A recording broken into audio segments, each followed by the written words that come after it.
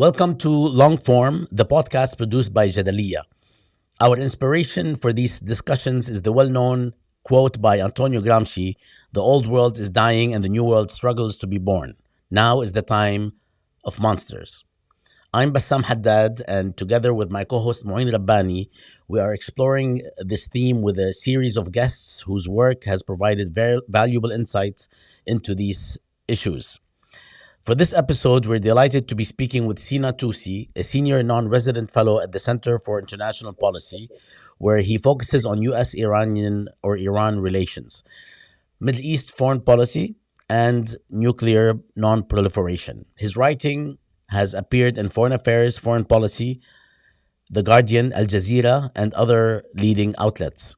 He regularly provides expert commentary in international media and has been recognized by the Middle East Policy Council as one of its 40 under 40 rising leaders. Sina, a very warm welcome to long form conversations. We're very much looking forward to speaking with you today. And we understand that these are very tense times, so we really appreciate you joining us. No, thank you for having me. Happy to be here. Sina, it's great to be speaking with you and to be able to benefit from your insights into the current situation in Iran and its broader context. If I could begin by asking you what is known about the current situation. There is, of course, an internet blackout imposed by the authorities in Tehran. There's a lot of propaganda and misinformation all over social media. But what is actually happening on the ground, to the best of your understanding? These protests have been going on for more than 2 weeks, which is significant in and of itself. There are reports that their intensity is diminishing. There are contradictory reports that, in fact, they're spreading. What do we know about them? And are these merely protests against currency devaluation, or have they become protests for the overthrow of the system, or perhaps a bit of both? Yes. Well, first of all, thanks again for having me on. I think there's obviously a lot of context to these protests, so we can get into like some of the broader context, even from when they started on December 28th. But I can just start at first. We can talk about the more immediate context. So the more immediate context is that these protests, which were triggered by a sharp devaluation of the currency that began in mid-November. On December 28th, they started in a part of the Tehran Bazaar, which is where kind of mobile phone merchants and certain technological importers have shops, and it started there. They're obviously hard hit by that, but they evolved since then. But I think the big turning point was last Thursday, where big crowds took to the streets of Tehran, Mashhad, and other big cities. And this happened after actually Reza Pahlavi, the former crown prince, the son of the Shah, who was overthrown in 1979. He had actually called for demonstrations then. We can get into that and unpack all of that. But since then, we saw that the government, which interestingly, from December 28th to Thursday, I would argue that there was a relatively more restraint from them towards these protests than they had shown towards other protests in the past. Um, and there's reasons for that. I'll talk more about that later. But we even saw things. I mean, granted, there were something like 40 to 50 protesters who were killed before Thursday. This kind of turning point on Thursday. But we even saw many incidents of rallies and security forces not intervening, for example. And then Pezeshkian, the reformist president, engaging with the protesters, actually meeting with those Bazaris who protested and other representatives of these protesters. But then since Thursday, the government did a severe internet and communications lockdown, unprecedented, the scale that it has done it. And there's reports of immense brutality from the government, extremely harsh crackdown. And there are these reports now, for example, Harana, which is a human rights organization based in the US, that I find to be much more credible than some other reports that are out there. And they have, according to their methodology and their sources on the ground, that they have verified that at least 2,000 people have been killed so far. Vast majority of them protesters, but also security forces.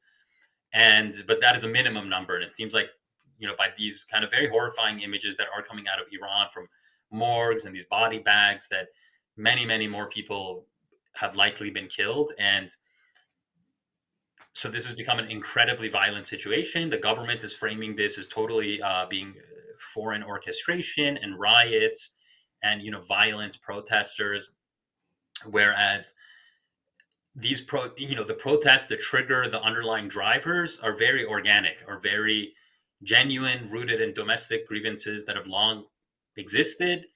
And there have been many past protest waves in Iran that have been crushed, and this is a resurfacing of that, and people who've long wanted fundamental political change. That's all real.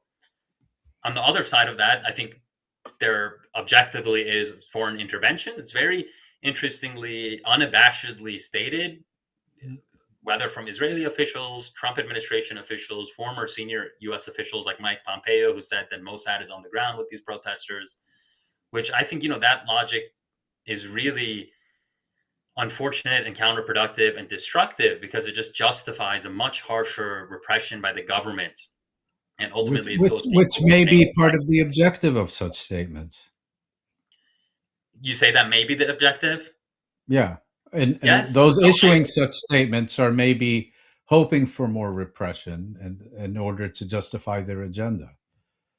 I agree with you. I think when it comes to Trump and even Reza Pahlavi right now, the interviews that Pahlavi has given in recent days, for them, the more bodies, the better, because they're trying to create the scenario. Their idea for change in Iran is foreign military intervention, big military attack, and the bloodbath would help. And the bloodbath would help. And, you've seen both Reza Pahlavi call for people to attack, both for Thursday and Friday, he had called for attacks on government buildings. And again, he's been issuing that call. And Trump today tweeted that there should be, he's trying to embolden the protesters, that they should take to the streets and they should attack government institutions, and that help is on the way. If I can just briefly follow up. So we now have large demonstrations in multiple cities. To what extent are these coordinated? Is there coordination between all these protests? And there are now also armed attacks.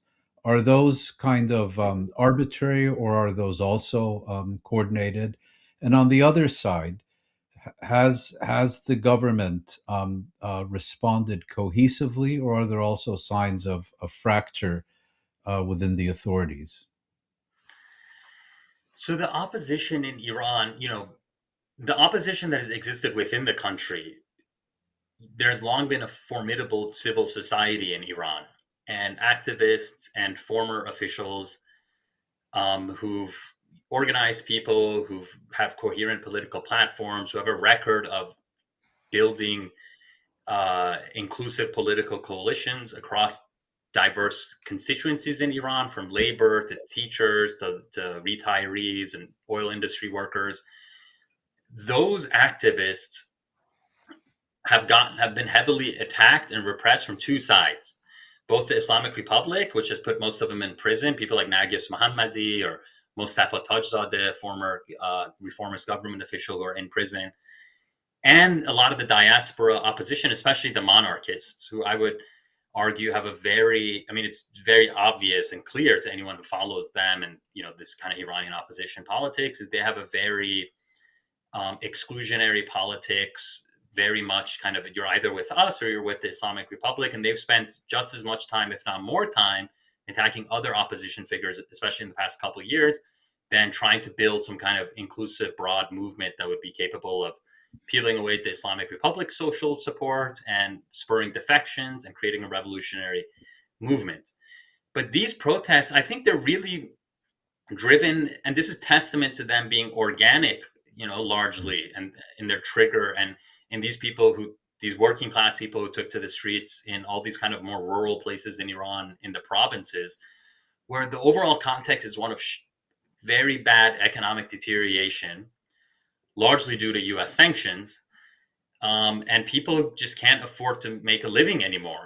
And so, with the currency depreciating, with inflation, going shooting through the roof, it's over 40%, close to 50% higher for a lot of key staples and food and whatnot.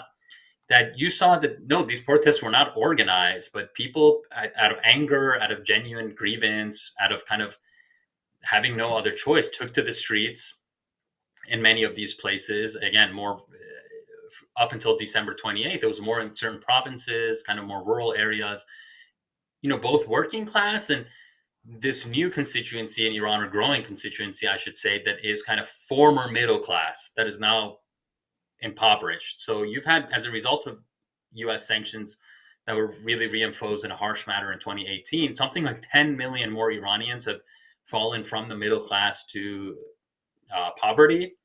And so, these are people who maybe have they have the political aspirations and tastes and desires of a kind of middle class constituency, which is widely, obviously, in the academic literature, viewed as a key ingredient for democratization or political organization. And so I think what you're seeing is a lot of those people just taking to the streets. But in terms of organization, on the ground, there's not much evidence of organization in at least some of these major cities, with the exception of in kind of Western Iran, where the Kurds are at. The Kurds are one of the most politically organized constituencies in Iran. They have a lot of, coherent groups and leadership, as do the Baluchis in southeastern Iran near Pakistan.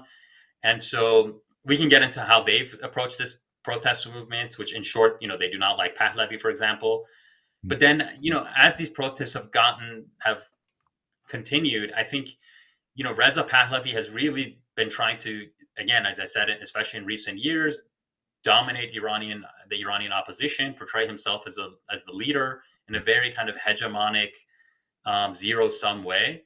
And monarch in waiting. Yeah, the monarch in waiting, and and his supporters. I can get more into this later, but they've been heavily. I mean, the monarchist movement has been heavily supported by media platforms that have budgets in the hundreds of millions of dollars. For example, Iran International, this very sketchy outlet based in London that, according to publicly released documents about its finances, from 2018 to, I believe, 2022, it lost $500 million. Not even how much it cost, that's how much it lost. So imagine how much money has been thrown into this outlet. That's, basically 100% pro Reza Pahlavi, amplifying him all the time. Manoto, another outlet. We've had reports of, a lot of social media manipulation in favor of Reza Pahlavi, including from University of Toronto's Citizen Lab, from the Israeli liberal newspaper Haaretz. Exposing the networks. Yeah. Which none of that is to say he doesn't have genuine support on the ground. But I think the more significant assessment that there is to be made, that's more realistic, is that, the Iranian people and the disgruntled people in Iran, with their legitimate grievances, are looking for a way out. They're looking for leadership. They're looking for a savior. Maybe like even when they supported when Rouhani, for example, got like 70% of the vote in 2013 after the 2009 Green Movement that was heavily repressed. Many people voted for Rouhani not because they liked him or they liked the system, but because they thought he could be, this could be a least costly path forward. Same with other figures, including Pezeshkian. Many people voted for him not because they liked him, but because they thought he could provide a way forward. And now Pahlavi, with this big media apparatus, support of, ostensibly external powers, the United States, Israel. There are many Iranians who are just looking for a way out and think, okay, if we can get it for this guy, then, we support him. But is that a durable support? Is that a support that is going to build organization and a movement in Iran that is insular, that can attract the critical mass of Iranians? I don't think so. I have my doubts. I may be wrong, but it is a very exclusionary political movement, and it seems like Pahlavi is not even trying that. He's trying to get military intervention and coming to power through foreign military intervention. Thanks, Sina.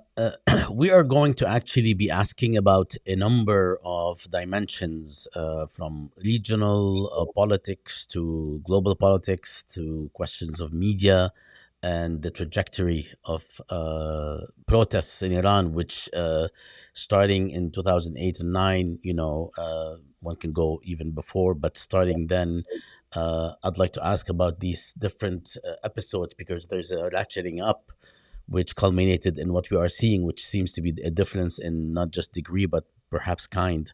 But before we get to the to these to this trajectory, and before we get to even more deeply to the proximate causes of these protests beyond simply the currency devaluation at the end of 2025, can you share with us, in order to place things in context, the trajectory of U.S. policy towards Iran since the Iranian Revolution deposed the Shah in 1979, who was installed in 53 as a function of a U.S. CIA, British intelligence as well in 53. Um, Many describe this policy since then as being belligerent and often, of course, we have a recent bombing of Iranian nuclear facilities and so on and so forth. I find this context crucial in understanding aspects of the current moment without in any way, shape, or form taking away the local causes for revolt or protest against various forms of repression, corruption, and what have you within the Iranian polity and government. So, if you could just give us a quick rundown of this policy, and then I'd like to go delve more deeply into the causes, proximate and distant. Yes, so I think, as you said, the Shah's regime, which was a very brutal dictatorship in and of itself, even as it was a quote unquote modernizer in many ways, he served as, the US, they called it the Twin Pillars policy really in the 70s, but a key ally of America in the Persian Gulf during the Cold War, and along with Saudi Arabia, kind of securing that area in line with American strategic preferences, keeping, controlling the price of oil, buying American arms. I think one of the things that led to the revolution was also, the Shah was investing heavily in just buying US military hardware and supporting US companies, while, Iran had a economic, much more severe economic difficulties in the late 1970s, especially. And so, when the Shah fell as a result of a popular revolution, was this was a major strategic blow to the U.S. It just lost one of its key allies in one of the most strategic parts of the world, in the Persian Gulf, and but in its place came not kind of what strategically necessarily would have been the worst case scenario for the U.S., which would have been kind of a more Soviet aligned state. It was this Shia Islamist kind of political creation of the Ayatollah Khomeini, and these ideas that kind of blended um, Western republicanism with kind of these traditional Shia theologies, and kind of Khomeini's ideas of kind of clerical leadership or jurisprudence, which go back to the Shia history and the imamate and whatnot. But long story short is that this became a geopolitical adversary of the United States from the get-go with the hostage crisis. Now, there's a lot of nuances, obviously, to a lot of this history. Who supported the taking of the U.S. embassy, attacking it, taking the members hostage within Iranian politics at that time. But Khomeini ultimately did support it. The founder of the Islamic Republic, Ayatollah Khomeini, did support it. And the story of U.S.-Iran relations since that time has been one where there's been no diplomatic relations, never normalized. It never went back to anything obviously approaching any kind of constructive relations. It's been hostile, and so there's been multiple eras. So really in the 1980s, the U.S. had kind of an offshore balancing policy where it didn't want any one power in the Persian Gulf to dominate the Persian Gulf, and it kind of supported Iran and Iraq fighting each other. There's even quotes to this extent from officials at the time. And so, obviously there was an 8-year long Iran-Iraq war. Saddam Hussein invaded Iraq. The U.S. supported Saddam Hussein in key ways, giving him weapons, including precursors for chemical weapons, satellite imagery, other kinds of intelligence support that allowed Saddam Hussein to commit many atrocities against Iranian civilians, his own civilians, Kurdish people. And sorry, it wasn't just the United States. Yeah, and Europe and Germany and many other Western countries, indeed. And then also the United States supported Iran at times during this war, including the infamous Iran-Contra scandal, which was really an effort to kind of also test the potential for detente, at least for some elements of the Reagan administration and some elements in Tehran, the more pragmatic elements where, actually US officials came to Tehran. They sold Iran arms. The money of that, again, infamously went to the Contras in Nicaragua, which they used to commit human rights abuses. And then you fast forward to, post-Cold War. So the story of U.S.-Iran relations really in the past 4 decades has been one where there's been efforts at detente from both sides, including the Iranian side. This idea that, Iran has been irreconcilably hostile or intransigent is really not backed up by the evidence. So you saw after the Iran-Iraq war in the 90s, this pragmatic Iranian president, Hashemi Rafsanjani, who was actually Khomeini's second-hand man, but much more pragmatic and moderate.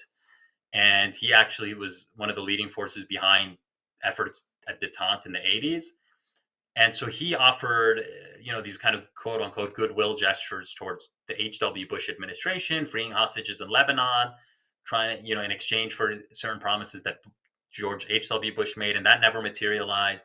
And then so a lot of this history in the past 4 decades, I would argue, is actually genuine overtures from Iran that were contested within the Islamic Republic from the hardline factions, but nevertheless, in key ways, they had the backing of the supreme leader, Ayatollah Khamenei, who came after Khomeini, who's the current supreme leader. So you had Rafsanjani's overtures. At some point in 1994, he actually offered oil contracts to U.S. oil companies. And that's when the Israel lobby really used Iran as a boogeyman starting in the 90s to provide itself strategic relevance to the United States after the fall of the Soviet Union, and use Iran as a boogeyman on the Palestinian issue to not make compromises and to kind of within Israeli politics to have that kind of outside scapegoat. I mean, we can talk more about that and unpack that, but regardless, the Israel lobby did oppose those overtures by Rafsanjani and efforts with the Clinton administration at detente. Nevertheless, after Rafsanjani, there was Mohammad Khatami. And at that point, you had U.S. sanctions on Iran actually escalate after Rafsanjani's offers. I don't want to go too much in the weeds right now, but there was the Iran-Libya Sanctions Act of 1996, which was trying to nip in the bud efforts at detente between the U.S. and Iran.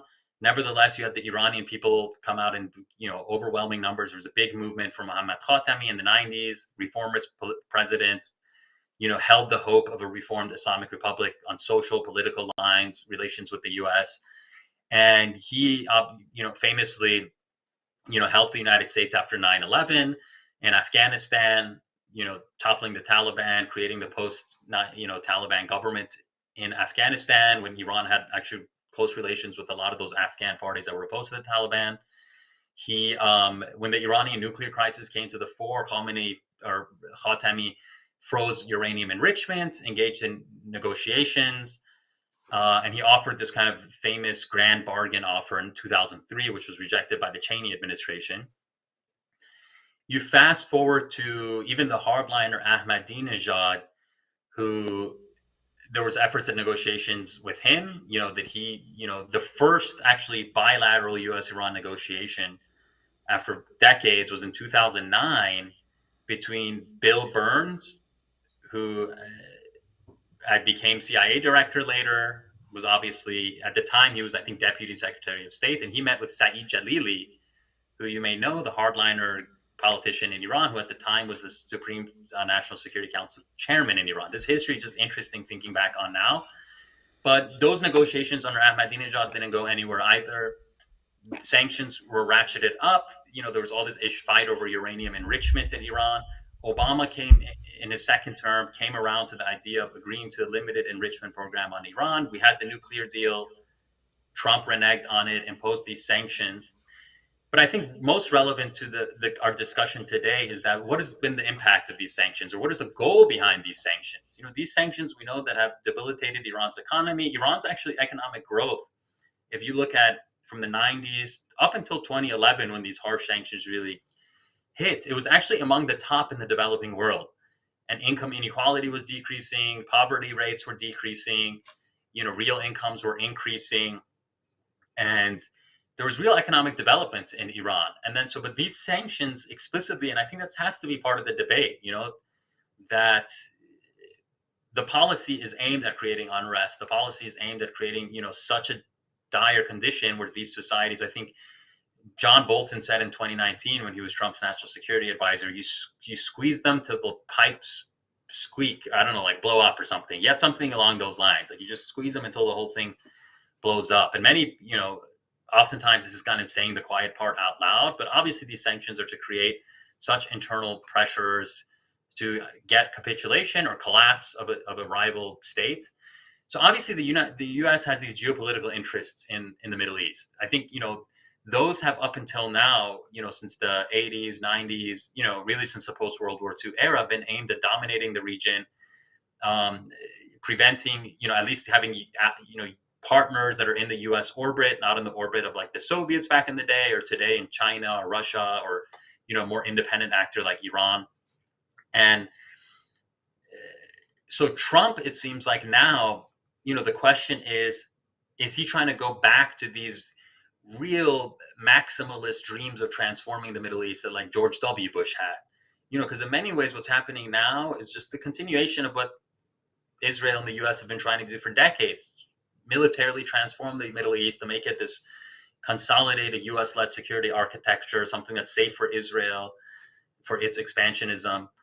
And, the Islamic Republic has obviously been a big obstacle to that. I don't think any opposition that the U.S. and Israel have towards the Islamic Republic has anything to do with its very real oppression, repression, political and social restrictions in Iran, corruption. Because as we know, many U.S. allies have all of those features. It all has to do, obviously, with their own cynical geopolitical interests, that this is a regime that has opposed them in the region, opposed their aims in the region. But at the same time, I think for us, that shouldn't be an excuse for like defending this regime or defending, excusing its atrocities, that this is a regime that ultimately has failed to deliver right now. Because, many Iranian people will say that,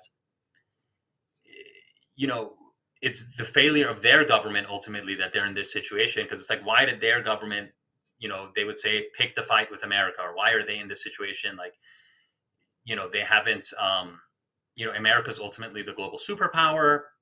Iran is some middle tier power, and to pick up, to go head to head with this superpower was always kind of a doom strategy. This is a critique you'll hear increasing, very openly actually in Iran, including in the official newspapers and, more reformist elements of the government, that there should have been some compromise with the U.S. With that said, there has been efforts of compromise, the JCPOA, even when Iran got bombed last year, it was in the middle of negotiations.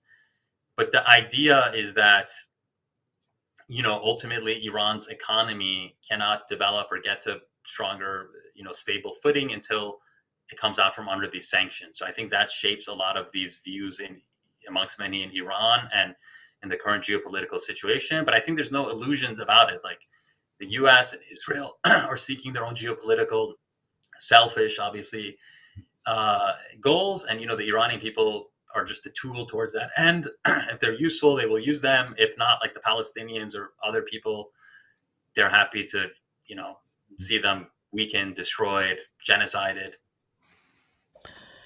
Sina, we are going to get to this confluence of external and internal pressures, which actually is something that we witnessed in the case of Syria, and I know that discussion might take about a week. So we will leave it until later and kind of like encapsulate it a bit.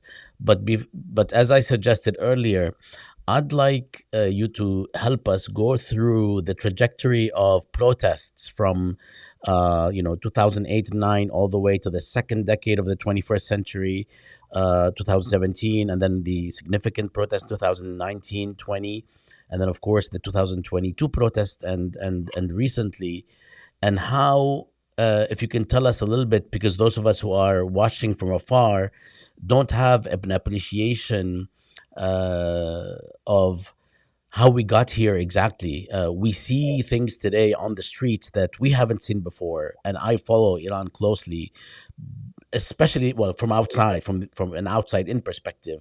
But if you can tell us from an inside out perspective, the grievances on the one hand and how they have multiplied, and how the economic crisis has deepened, all the while with the continuation of an authoritarian rule. I mean, however people want to describe it, it is what it is. And then, of course, with the lessening of some quote unquote rules regarding the veil and so on after 2022, but beyond that, there is a continuation of a deepening of a crisis. So, can you tell us a little bit about that trajectory of protests and how these protests have helped people basically network, organize, and so on? And that's even before we begin talking about any external meddling. Just like in the Syrian case, it's really insulting for people to just assume that this is externally motivated, as if people have zero reason to act within these countries if there were no external meddling. Of course, the meddling is beyond cynical and usually can take something from a domestic affair to something much worse and much deeper and much more regional and beyond. Absolutely. But before we get to that, if you can tell us about the trajectory of protests and how we have gotten here to this recent flare up. And if I could Or more. just if I could just Yeah. add a brief point, you've spoken very powerfully about sanctions, their purpose and their impact and their objective. And then you also have people who say, yes, that's all correct. But if you look at the management by the government, at the mismanagement, at the corruption, and so on, these problems are likely to have existed in one form or another, even without sanctions. And the main role of sanctions has been to intensify the problems as much as it has been to create them. And I'd be interested in your take on that. Yes, sure. I'll try to get to both of those. Um, Bassam, to your point, I think it helps to just go back to like what is the Islamic Republic and its origin, its political philosophy.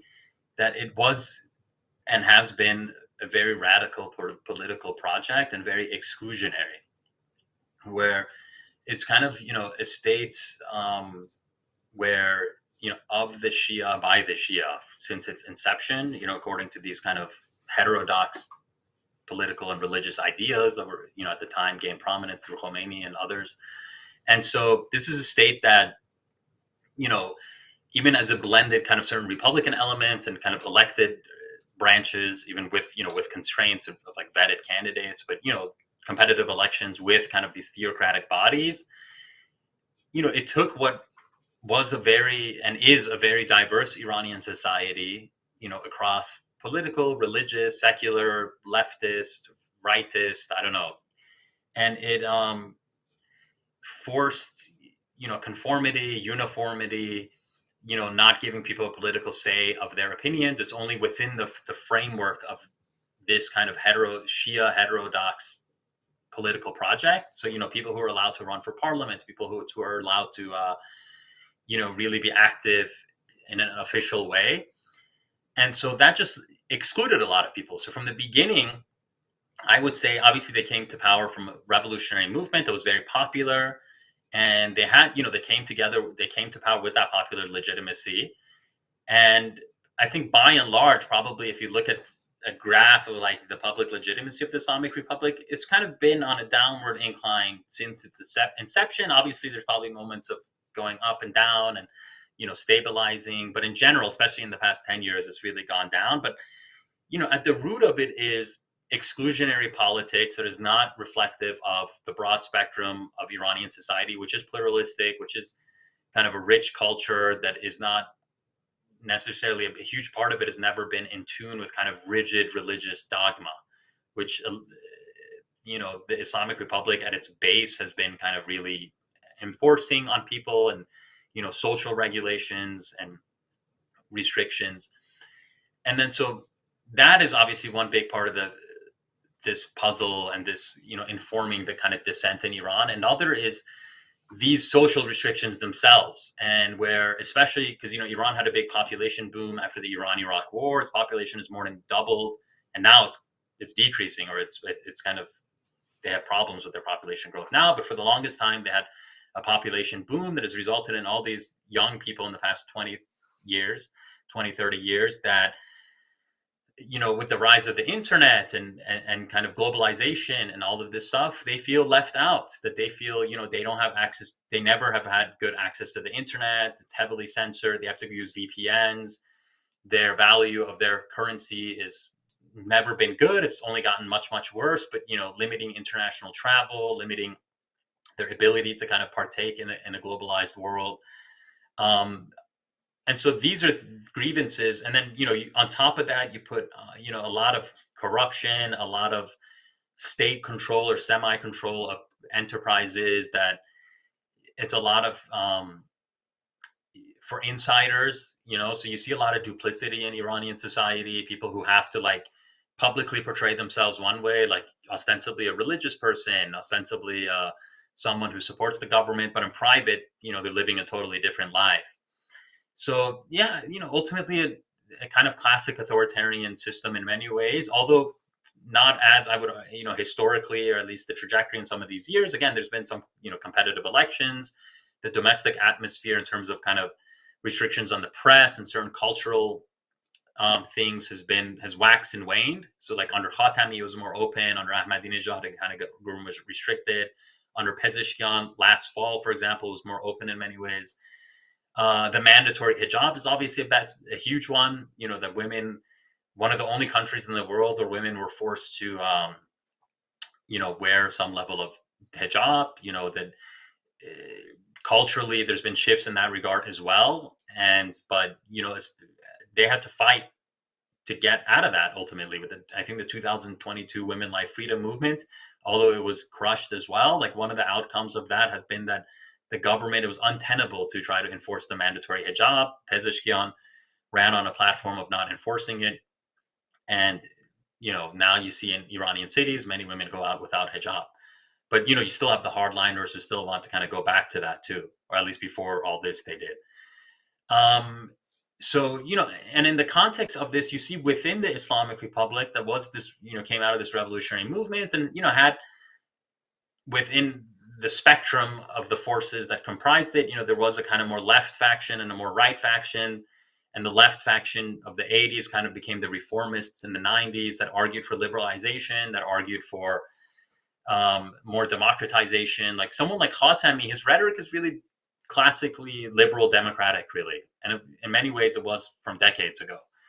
But he was restricted, the reforms that he wanted to implement, or the more reformist elements he wanted to implement to get rid of, the Guardian Council, for example, which vets candidates running for office, and it's kind of a hard line filter, and really challenging some of the even velayat faqih ultimately, like in between lines. That's what it was largely about too. And so, they met setbacks, I think, both internally and externally, the reformists in Iran. Like the tragedy of reform in Iran is not just hitting obstacles domestically, but also, being spurned by outside pressure and their efforts at detente not being reciprocated and then being discredited. And so that happened to Khatami, that happened to Rouhani, that's happened to Pezeshkian, arguably. And within the context of that, domestic discontent has grown.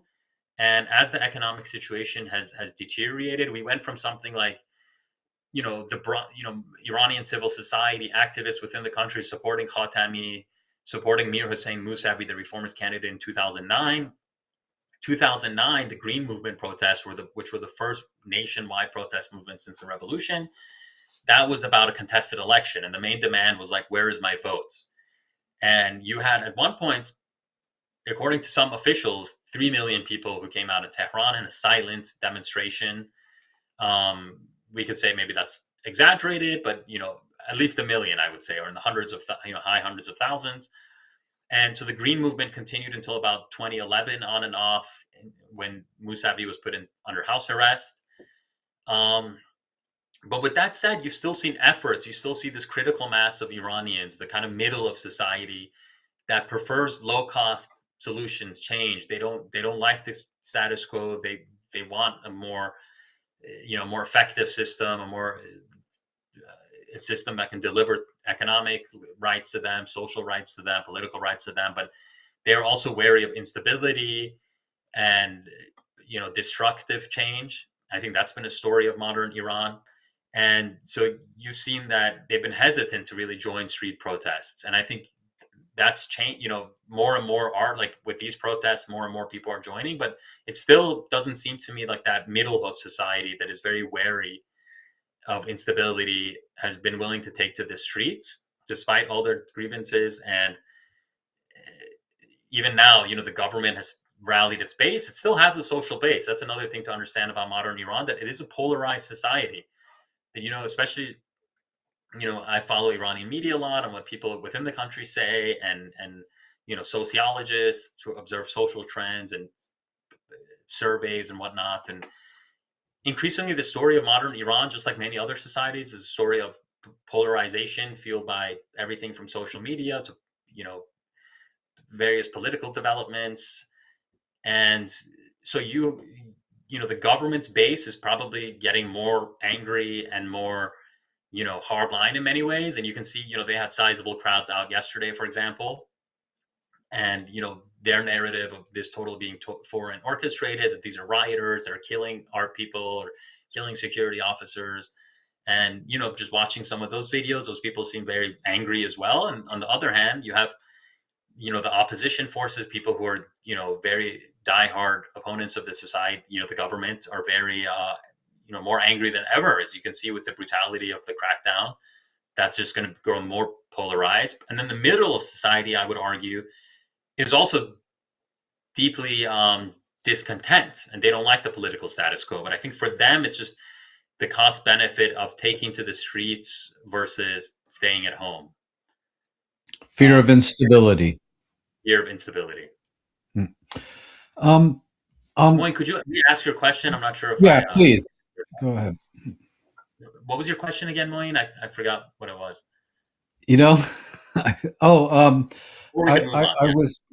I was saying that you very powerfully presented the agenda and objectives and impact of the sanctions, but there are also Iranian analysts who say that's all true, but the system itself is so poorly managed and corruption has spread so far that the role of sanctions has been to amplify these failures rather than necessarily create them. And in this context, maybe place it in a broader context of how do you see the confluence of domestically generated failure, domestically generated protest, and what's also very clearly a foreign agenda which would like to point Iran in a very different direction than even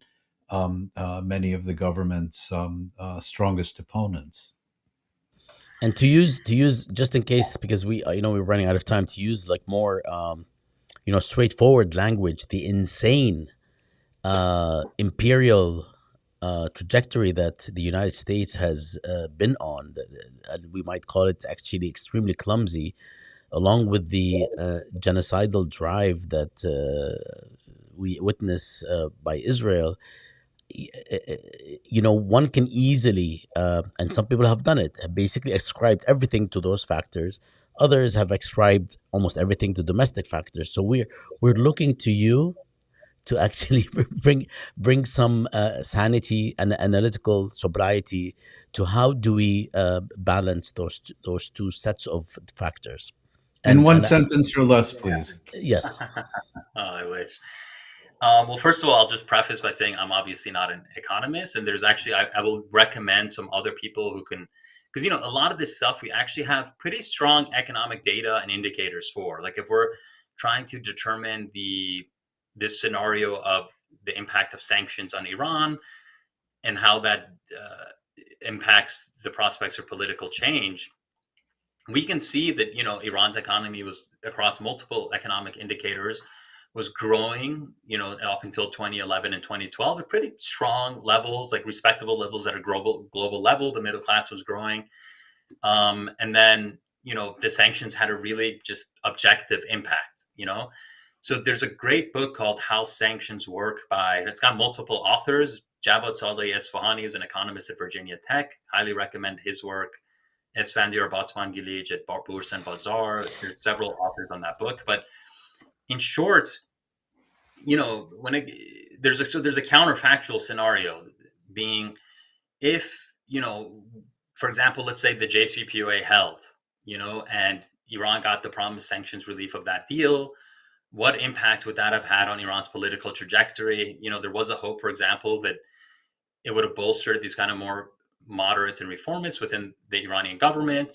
There would have been economic growth, and maybe that could have actually led to positive political change. Like, Iran is a society that, at the end of the day, I think, in terms of its civil society and the history of democratic struggle in Iran, which goes back to over 100 years ago, like the constitutional revolution in the early 1900s, which actually preceded a lot of similar movements in Europe, that, Iran, with a stronger middle class, stronger civil society that could have emerged as a result of sanctions relief, economic growth, it could have actually moved towards kind of peaceful democratic change. Obviously, we can't say for sure. It could have gone the China model, where it would have developed, but, maintained this kind of authoritarian structure.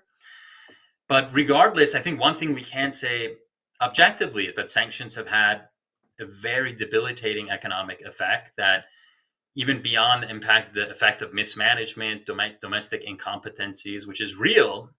And so I would say it's kind of, it's intensifying those effects, but even beyond intensifying those effects, it's kind of preventing the importation of medicine, preventing, hard currency from coming to the country,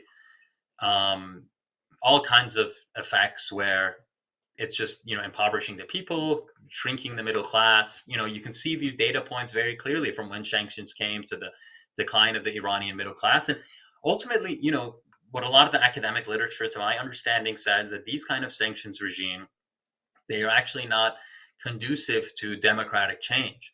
They can create a more destructive internal environment. They actually lead to authoritarian regimes doubling down, growing, consolidating resources, which you've seen in Iran. Things like the IRGC, the Islamic Revolutionary Guard Corps, basically running like 30 to 40% of the Iranian economy. They're one of the main institutions that are able to circumvent sanctions. So they've just gotten more resources.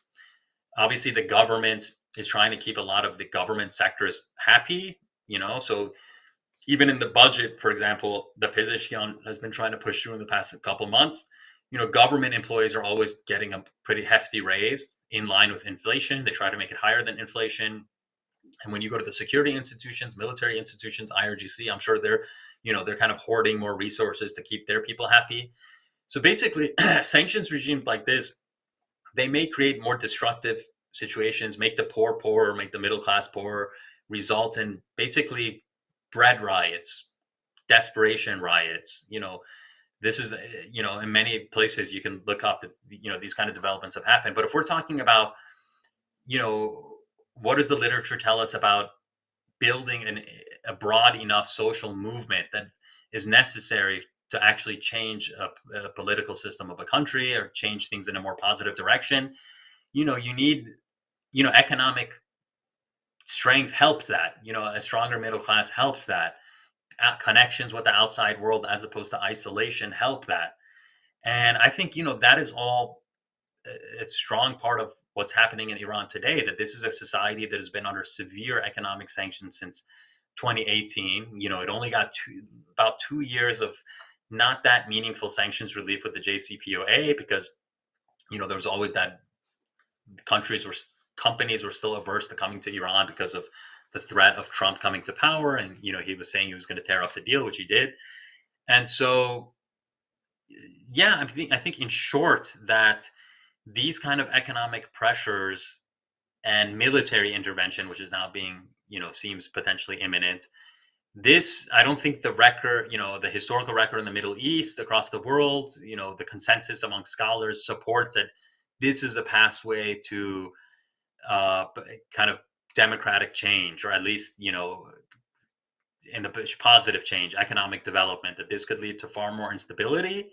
And I think that's been the goal of this pressure. Obviously, the U.S. has never, unfortunately, prioritized that kind of change, and they prioritize their own geopolitical interests, which have been, curtailing Iran's nuclear program, its missile program, its support for Hamas, Hezbollah, the Houthis. And that's what Trump continues to want now. And he may still be seeking a deal along those lines. He's saying something different every day. But unfortunately, when we're talking about these humanitarian issues, democracy, democratic change, that's not really what the policies were ever geared for. I think that's a very persuasive explanation that sanctions are really the cornerstone of the economic crisis, and that perhaps all the failures of the Iranian government's economic policies would have been much more manageable without them, and probably wouldn't have led to the disruption and to the discontent that we're seeing. That was a key objective of the sanctions. Um, and and on that note, and we still have a whole laundry list of questions, but looking at the time, I would like to ask your prognosis. On the one hand, you have what thus far appears to be a cohesive authoritarian regime, and a less coordinated but quite broad opposition, and the government itself, of course, also has a social base and a popular base. People keep asking, will the Islamic Republic survive or fall? But there are also other scenarios that have been put forward. People have talked about Bonapartism, where you might get a strong man um, taking control of the existing system, but perhaps pushing it in a different direction. I realize we're in the midst of these events, but what is your prognosis if things continue on their current path? Yeah, so obviously predicting things is, I'm averse to doing it, but in But terms do of it the anyway. scenario, yeah, in terms of the potential scenarios, like laying it out that way, right now it seems, like the biggest protest for Thursday and Friday night, the internet was cut down by the government. There's been this very brutal, unprecedented repression, potentially thousands killed, and the government's tried to consolidate power. And according to reports, including reports that I'm hearing from activists on the ground, like, dissidents, people who are, opposed to the regime, that the situation is much, there's not a lot of protests since Saturday.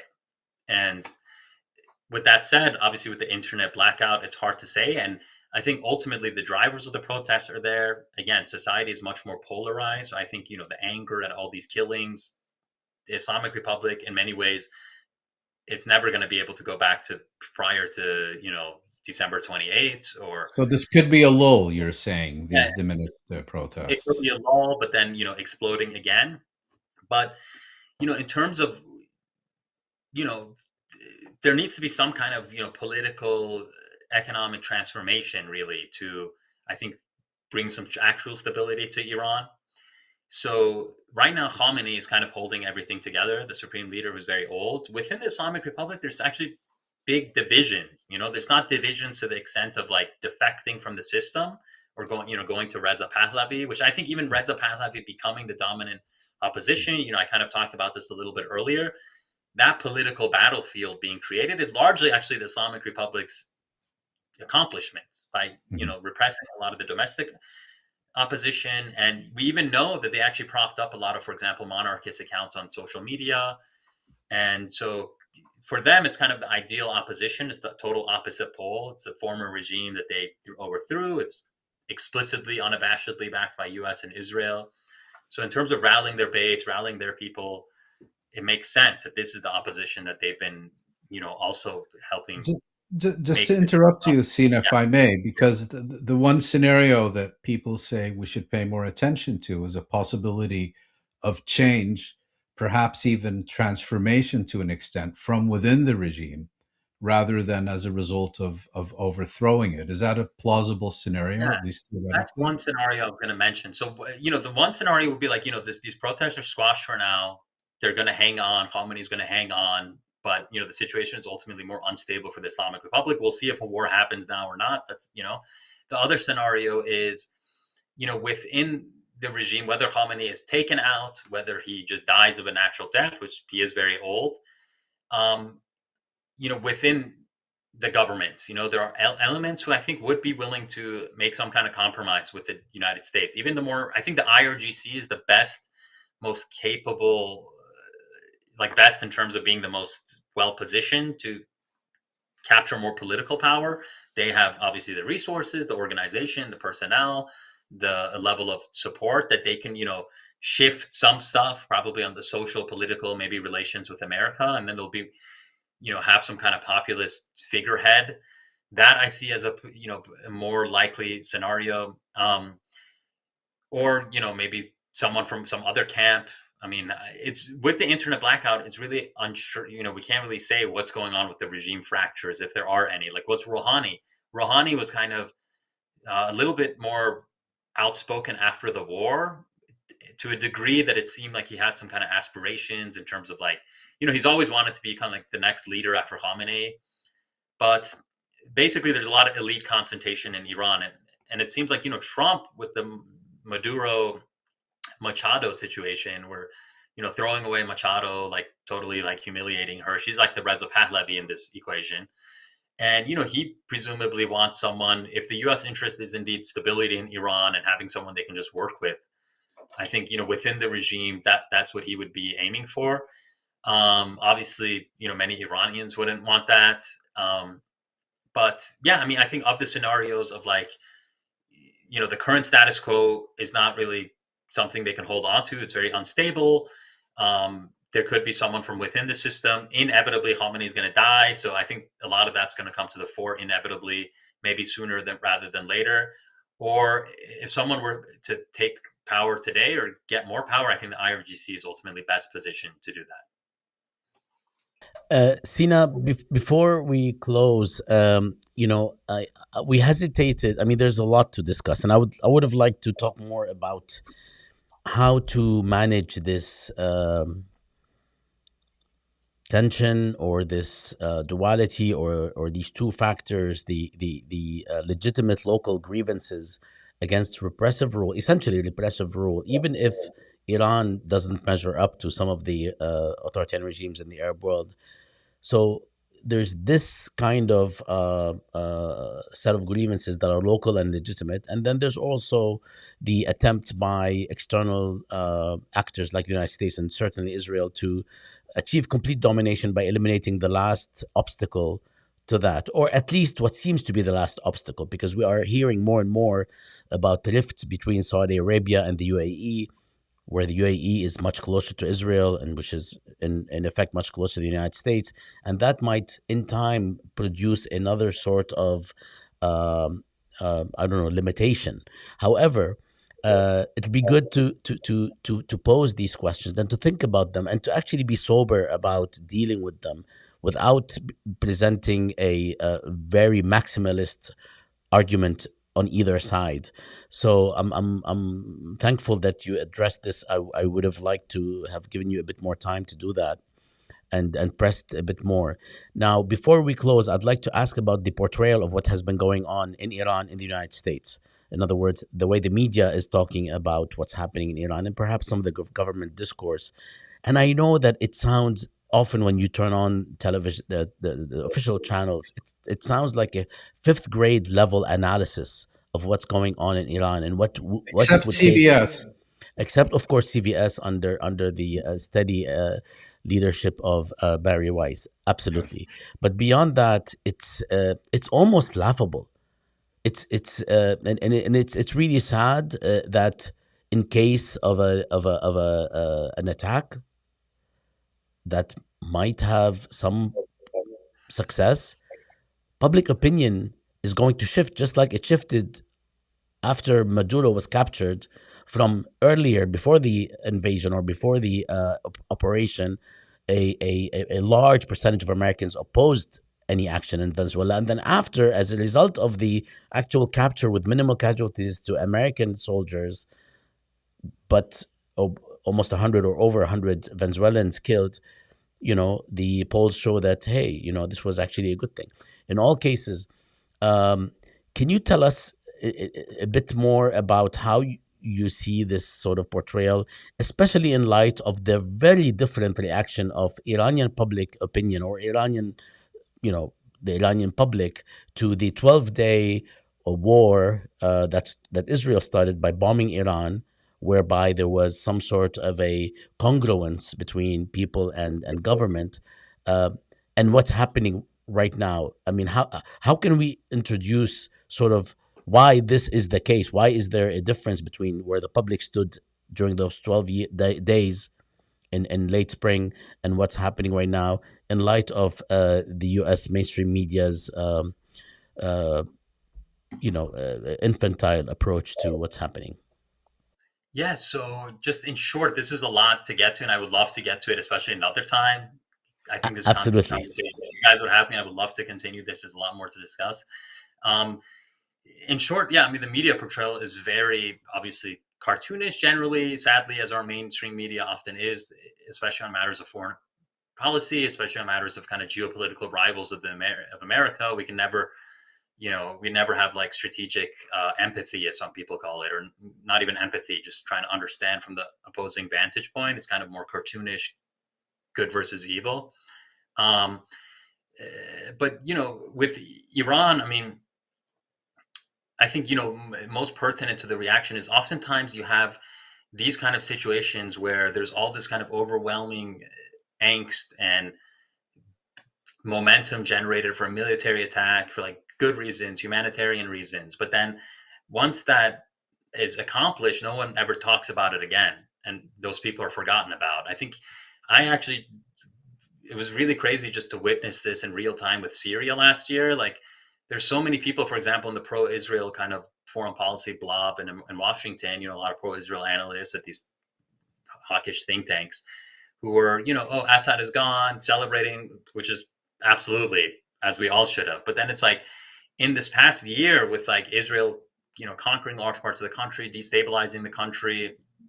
Even now, following Israeli media, it's kind of this surreal split screen where on one hand they're celebrating everything going on in Iran, on one hand they're totally demonizing al-Shara and trying to destroy that country and fragment it, and talking about supporting the Kurds, supporting the Druze, supporting the Alawites. They're trying to fragment the country. So I think Israel's interests in the region are really fragmentation along ethnic lines. It is obviously a small ethno-supremacist state that has expansionist aspirations and aims, and it makes logical sense for that state to want the other states in the region to be small, decentralized, fragmented along ethnic lines if it can get it, and they have maximalist goals. And I think with vis-a-vis Iran, they'll feign support for Pahlavi, or one day the Kurds, the Baluch, the Arabs. But I mean, ultimately, if they can get a destabilized situation in Iran, I think strategically that suits them very well. And we've seen this play out in other countries, and Libya is another famous example, infamous example, where I actually just recently came across, I was doing some digging today in the 2016 British Parliament report on Libya, and diving into the intervention there, and it was very critical, and it said it was all basically based on a lot of bad intelligence, poor understanding of the social dynamics in the country, and it made everything more destabilized. And so I'm worried that Iran can go in a similar direction. Sounds like Iraq. Yeah, and Iraq, and so many other examples. We don't lack Yeah. examples. We're gonna have to revisit this. We know both you and us have a hard deadline now, but I,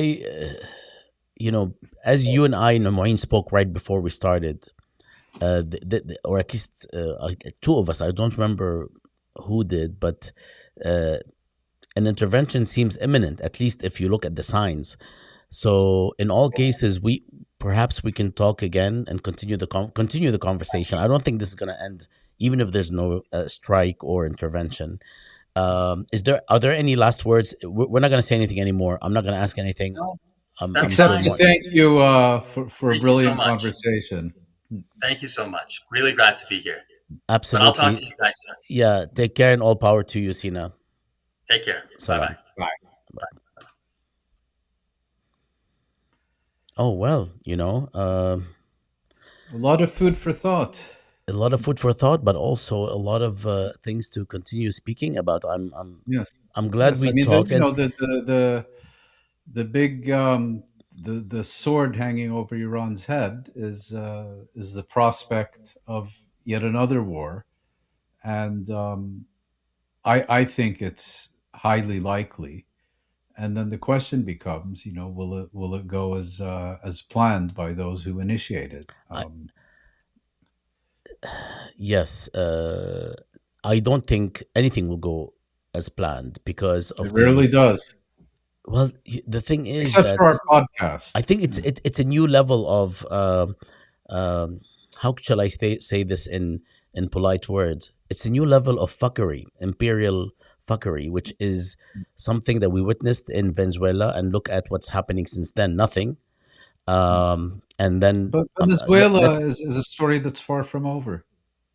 exactly. But the whole idea was that this is actually the operation was supposed to lead to something, and nothing happened, and Yeah. it's far from over. But it's interesting how the story dropped off, and then Yeah. Greenland emerged, and then now Iran. I really do think that the level of lack of accountability and I don't know how to Lawlessness. call it other than the words that I used. We're in a different era of what Yeah. I have been calling clumsy imperialism, The notwithstanding time the of brutality. monsters, as Sorry. Gramsci said. The time of monsters, as Yeah, Gramsci said. yeah. But we have to qualify what kind of monster. I mean, it's a clumsy it's a clumsy Orange monster. monsters. I don't think. Yeah, I mean, look at the people that were sitting to the right and to the left of Trump at that meeting with the oil executives. It was Mark Rubio and Hexeth, and then of course look at Trump, how he in the middle of the conversation got up and walked away, looking at the new ballroom.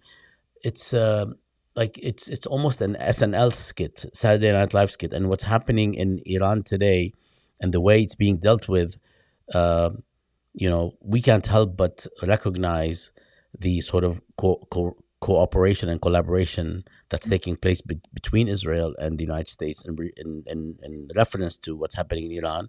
But then again, of course, we have to look at Iran, as we have been saying all along, and what's happening with the resentment that has been growing for a couple of decades now, if not, of course, more for some, but it's becoming more ubiquitous. And Yeah.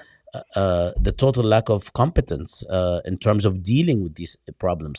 So when the Iranian government is speaking of external intervention, I don't deny that. You don't deny this. Anybody who's watching or just listening to Israeli news or American news They're proclaiming cannot it deny that. But if that's what you know is going to happen, and you haven't taken any steps or significant steps, let's say, to shore up the home front. so what's I mean, just like with the Syrian case, Mm. clearly there are external designs, and clearly you know about them. What have you done? Nothing. Anyway, Nothing. don't get me. Yeah, To be continued. to be continued. Moeen, take care of yourself. You too, And Bassam. you guys, Canada is still okay. Don't know. I'll have to check. طيب شوف يلا Okay. Bye. بوصبال